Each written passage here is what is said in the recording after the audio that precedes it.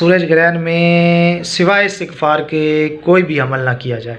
अल्हम्दुलिल्लाहि रब्बिल आलमीन वस्सलातु अला रसूलिहिल करीम रब्बि इश्रह ली सदरी वयस्सिर ली अमरी वहलुल उक़दतम मिन लिसानी यफ़क़हू क़ौली। या अल्लाह या रहमान या रहीम। जमात हिज़्बुल हक़ की जानिब से आपका खादिम अब्दुल सुबहान नक्शबंदी हाज़िर खिदमत है। सूरज ग्रहण में कौन सा अमल किया जाए, बहुत सारे भाइयों ने सवाल पूछा। सूरज ग्रहण में सिवाय इस्तिग़फ़ार के कोई भी अमल ना किया जाए।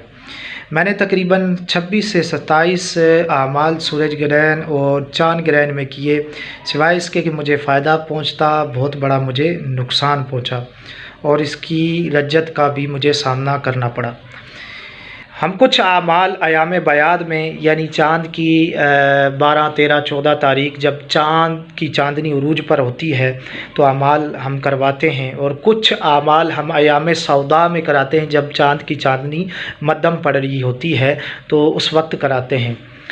जब चाँद की चाँदनी उरूज में होती है तो हम कुछ आमाल करवाते हैं, जैसे कि अमले हुब हो गया और कुछ और भी आमाल होते हैं इसमें। तो हम इस बात की तरफ इशारा कर रहे होते हैं कि या अल्लाह, जिस तरह इस चाँद की चाँदनी को उरूज है, या अल्लाह हमारे इस अमल को भी उरूज अता फरमा, हमारी रूहानियत में भी उरूज अता फरमा। तो इसमें हम अमले हुब करवाते अक्सर बेशतर, और अयाम सौदा में हम दावत करवाते हैं, यानी दुश्मन को ज़ेर करने के अमाल करवाते हैं। तो इस बात की तरफ इशारा होता है कि जिस तरह चाँद की चाँदनी पर अंधेरा छा रहा है और चाँद की चाँदनी कम हो रही है, इसी तरह दुश्मन की ज़िंदगी पर भी अंधेरा छा जाए। वो अलहदा बात है कि वो ये अमल करना चाहिए या ना करना चाहिए, वो एक अलहदा बात है। बहरहाल हम जब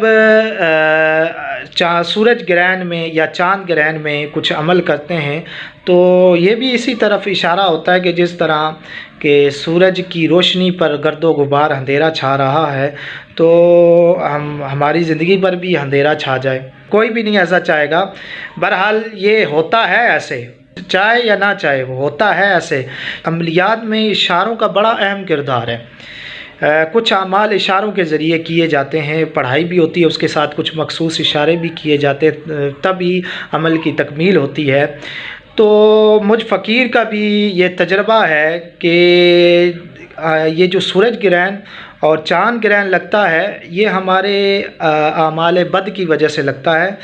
तो इसमें इस्तिग़फ़ार के अलावा कोई अमल किया जाए तो वो इसी तरह है जिस तरह मैंने आपको मिसाल देकर समझाया।